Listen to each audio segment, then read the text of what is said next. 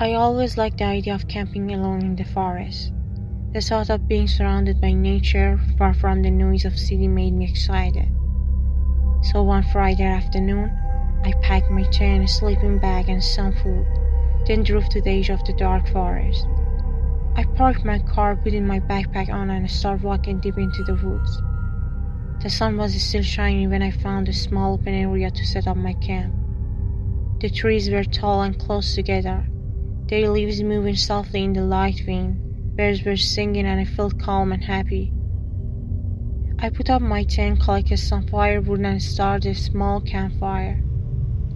As the sun set, the forest around me slowly became dark. Night fell and the forest became very quiet. The only sounds were the crackling of the fire and the owl hooting now and then. I wrapped myself in my sleeping bag and looked up at the stars, feeling both alone and alive. Suddenly I heard a noise in the bushes nearby. My heart beat faster, but I told myself it was just an animal. I tried to relax, but the noise kept going, getting louder and closer. I sat up and tried to see into the darkness behind the firelight. "Who's there?" I called out, my voice shaking. There was no answer. I grabbed my flashlight and pointed at the bushes. The light showed only leaves and branches moving in the wind. I let out a shaky breath and thought it was probably just a deer or raccoon. Still feeling scared, I added more wood to the fire and sat closer to it, hoping the flames would keep the animal away. I couldn't shake the feeling that someone was watching me. Every little sound made my heart race. Hours passed and finally I started to feel sleepy. Just as I was about to crawl back into my tent, I heard footsteps. They were slow and steady, stepping on the fallen leaves. My blood ran cold. There wasn't an animal. Someone was out there walking toward my camp. "Who's there?" I shouted again, my voice echoing through the quiet forest. There was still no reply. I grabbed a large stick from the ground, holding it tightly as I stood by the fire, looking into the darkness. Then I saw him.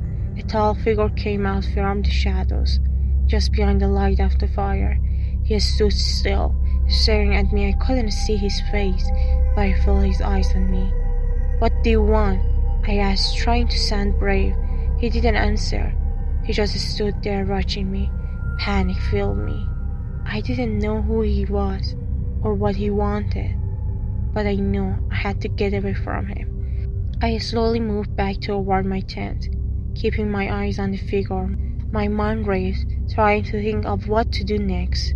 Without warning, the man started walking toward me, his step quiet and strong. My instincts took over, and I turned and ran to the forest, my heart pounding. The darkness was confusing, but I didn't stop.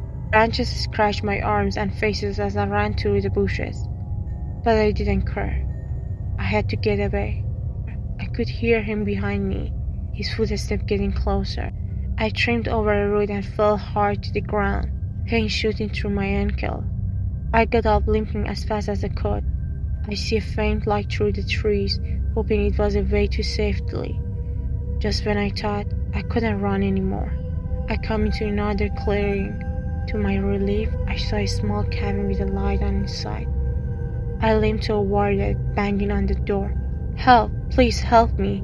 I shouted, tears running down my face. The door opened and an old man stood there, looking surprised. "What's wrong?" he asked, his eyes wide with concern. "Someone's after me. Please let me in," I cried, looking back over my shoulder. The man moved aside and I rushed inside, falling onto the floor. He quickly shut and locked the door, looking out the window. "There is no one there," he said, turning to me. "Are you sure you saw someone?" I nodded, still shaking with the fear. "He was there. He was chasing me." The old man nodded slowly and gave me a blanket. "You can stay here tonight. We'll figure this out in the morning." I thanked him. As I sat on the couch, wrapping the blanket, I finally felt safe.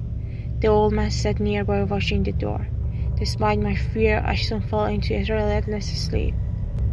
When morning came, the old man and I walked back to the campsite. There was no sign of the stranger, but the fear of the night stayed with me.